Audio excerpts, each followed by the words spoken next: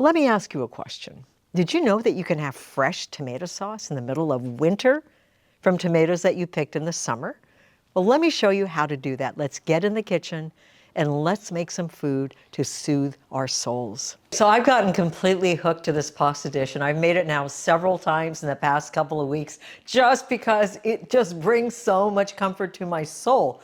And what makes it really different from just typical tomato sauce is that I have this smoky component to it, which comes from slices of smoked shiitake. Oh my God, it's like, it must be like, I don't know, pancetta or guanciale or whatever. I've never had any of those, but it's so meaty and smoky, and it adds this umami and just this, an even greater sense of comfort than just tomatoes, a tomato sauce. So I've got a bunch of shiitake here. I've tried all kinds of mushrooms, and I really think this is the one that you want if you're gonna make like a carbonara sauce or this particular sauce. So anyway, I've got shiitake. These are whole shiitake. I'm just gonna cut off the little bottom there, and then I just like to twist the bottoms off, the stem off like that. So just cut off the tip right there of the stem. And by the way, this is really, really meaty. So we are going to use the stems as well.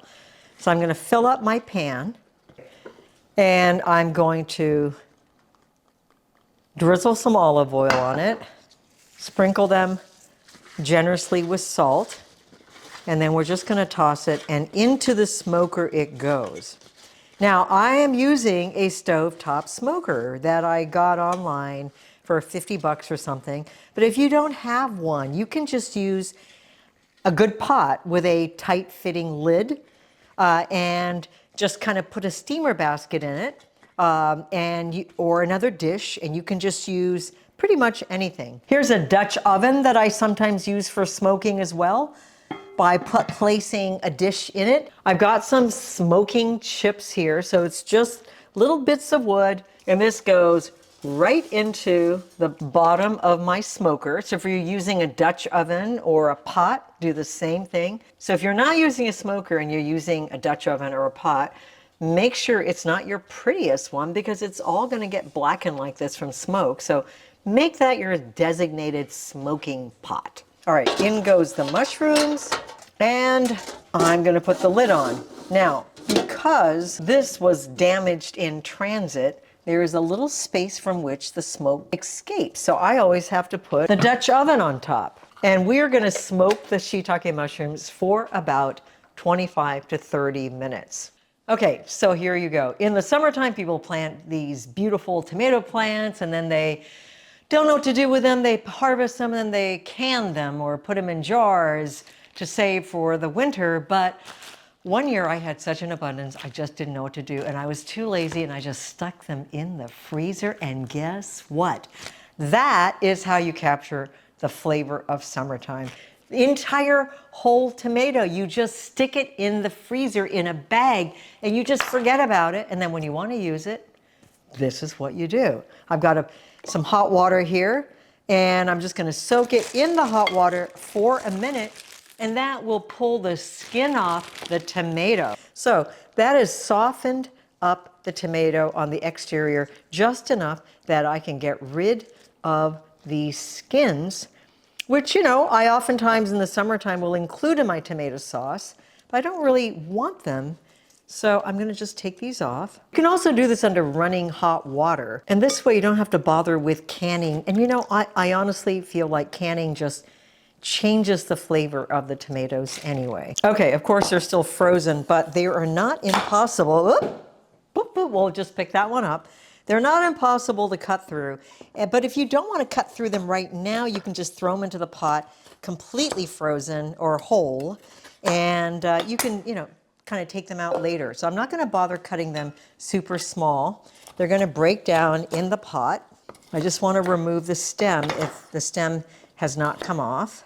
This is a type of heirloom, so it's going to be slightly green, but that doesn't mean it wasn't ripe. All of these were picked at utmost ripeness, which is one of the wonderful things about freezing your tomatoes. You can wait until they're so ripe and you can still freeze them. Whereas for canning, you don't want them to be like about to fall apart, you know. Okay, I've got some garlic also from the garden from the summertime. Still got plenty of it. This is a beautiful heirloom garlic. And you know, you can use as much or as little as you want. The Italians use less than you might think. So I'm gonna do, I would say, a moderate amount. And now we're ready to go over to the stove. I'm using cast iron. I cook a lot of things in my trusty cast iron pan. And I'm just gonna let it heat up. I want that surface area to be wide, you know, because it's gonna cook down in about 20 minutes, believe it or not. All right, so I'm going in with some olive oil. I'm gonna heat up my oil for a minute. I'm gonna go in with my garlic. Okay, in go my tomatoes. I know, that looks pretty funny, doesn't it? A bunch of frozen tomatoes in a pan. But believe it or not, this is gonna start cooking down and you won't be able to tell the difference between a fresh tomato sauce in the summer and one in the winter. Give it a little bit of salt. And we're just gonna let this do its thing while the tomatoes thaw and they start to break down. I mean, they are pretty icy right now, and I think there's another type of thing that's icy that would be nice to see break down as well. Oh, you see the tomatoes starting to break down. Once they get soft, you can start to mash them. Oh, and I can smell the smoky shiitake. Oh my God, this is gonna be so incredible.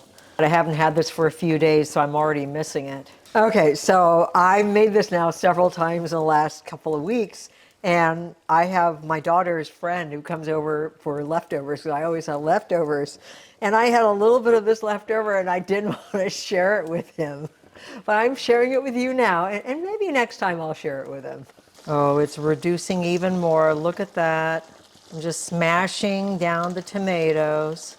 You can go in with an immersion blender and get it completely smooth if you like, or you can leave it a little bit chunky. We're gonna cook this a little bit longer, turning it down just a little bit.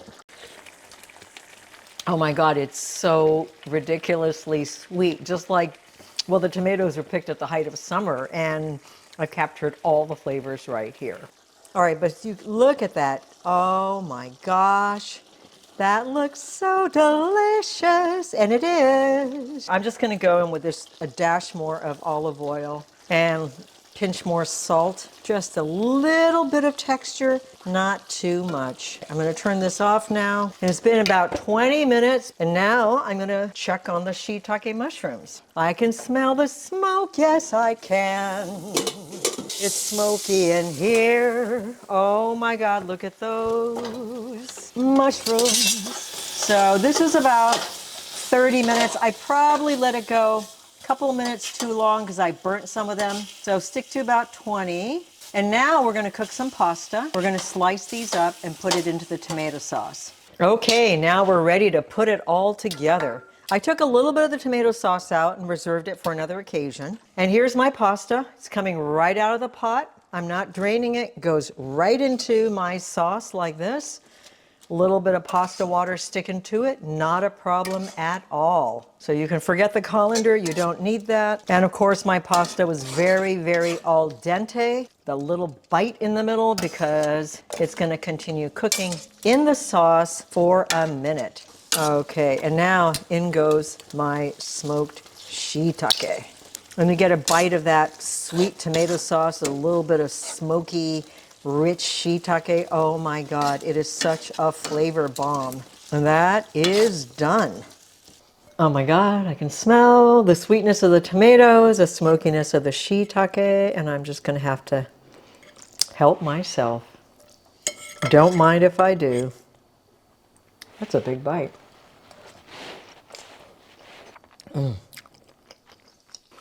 I feel better already. And I hope you do too. I send you my love, my support, whatever you're going through. The fight has just begun, and we will be on the right side of history, and this will all come to an end. And we'll celebrate together with another great plate of pasta. See you again next time.